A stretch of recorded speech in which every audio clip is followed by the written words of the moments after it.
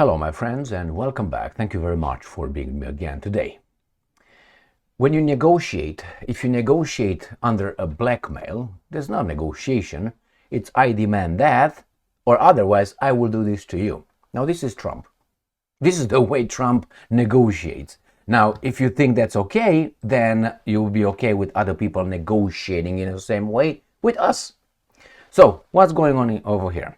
I'm going to show you two articles, two topics. One, Trump threatens Zelensky and Putin in the same way. Why?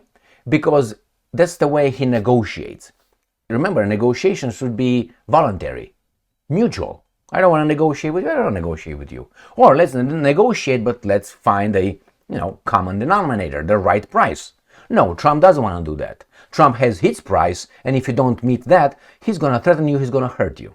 That's not negotiations. That not even Al Capone style. This is Mafia 101. All right, so what's going on here? Trump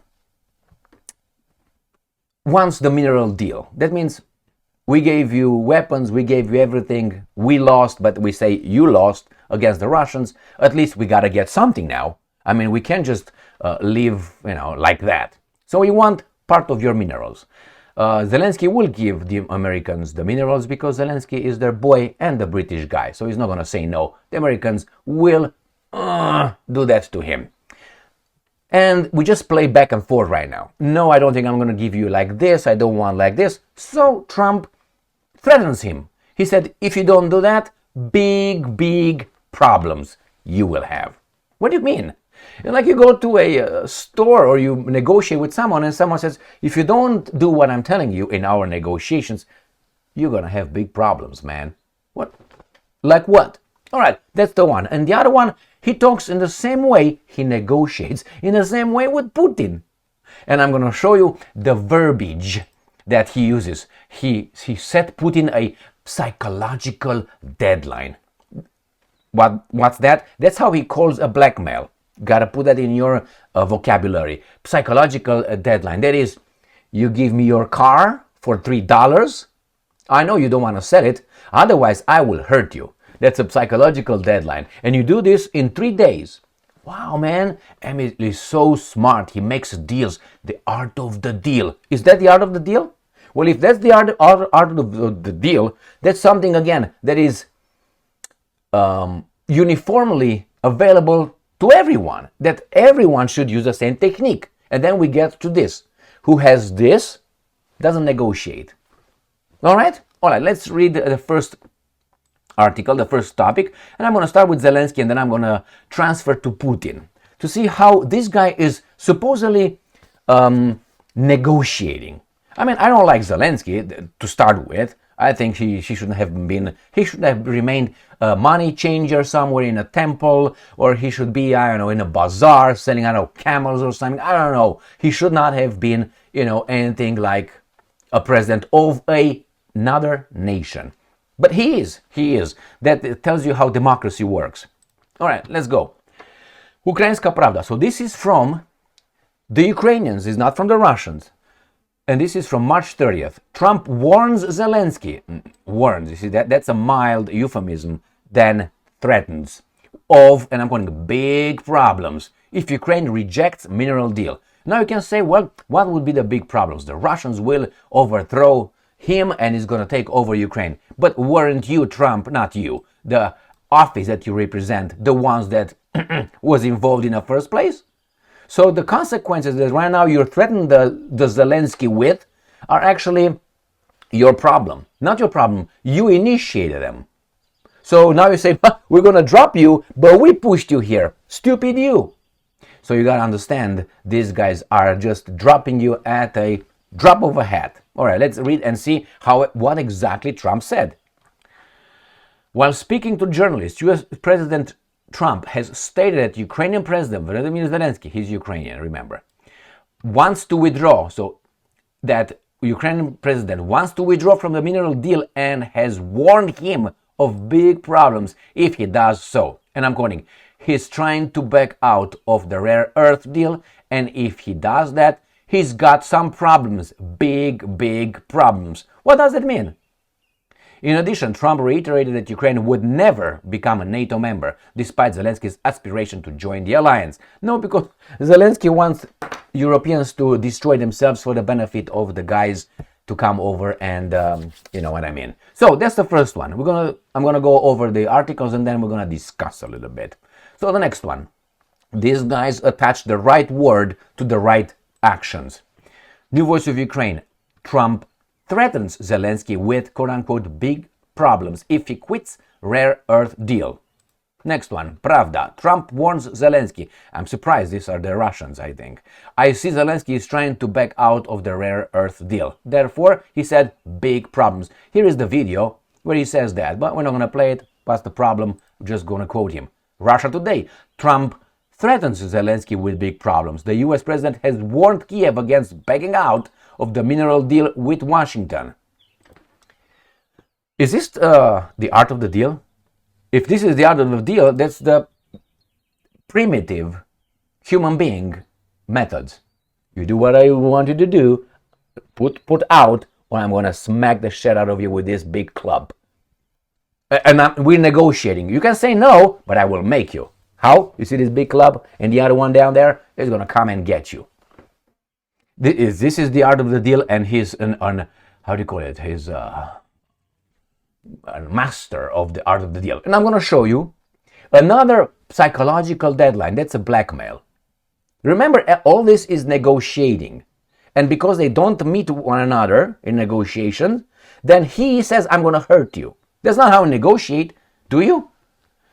It's like you go to a bank and you want to negotiate about a interest rate, a mortgage. And the bank says, if you don't accept my thing, it's not like, okay, you don't accept it, bye, I'm going to go that way, you're going to go the other way. No, if you don't accept my percentage, then you're going to have big problems. What do you think the big problems could be? It's not going to be like, oh, you're going to get in trouble because the world will crumble.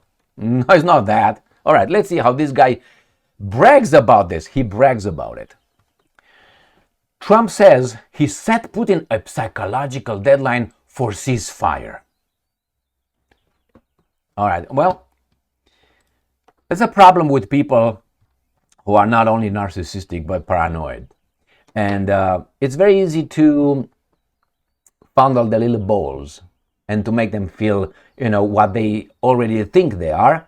And then you just pull the carpet from underneath his feet, and he's going to come tumbling on his butt. So let's read this article. What does that mean right here, Mr. Trump? US President Donald Trump believes, that's a good way of putting things, that Russian leader Vladimir Putin wants to conclude a ceasefire agreement in Ukraine, but added that he set a psychological deadline for Russia to agree to it. You know what the psychological deadline is? If you don't agree with my terms, I'm going to put sanctions on you. I'm going to hurt you. Is this the art of the deal? If you say yes, remember, I hope that happens to you too. And if you're okay with that, that's great. At least you're consistent, right?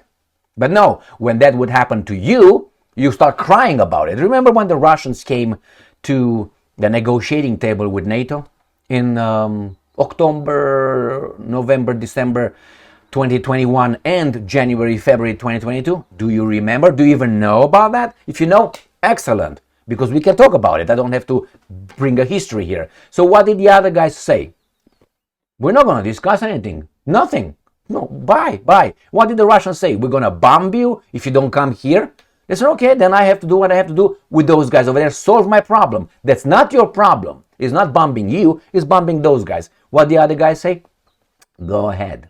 So then if you disagree with the Russian unprovoked invasion, if you disagree with that, then remember there's the same thing these guys do. A little bit milder, let's put it this way. Why? They try to negotiate, and this guy says, we're not going to negotiate. Okay, we're not going to discuss, we're not going to act on you. We're going to act on our problem, which doesn't affect you, shouldn't. But they said, it's a European problem, it's NATO problem, it's American problems. How come?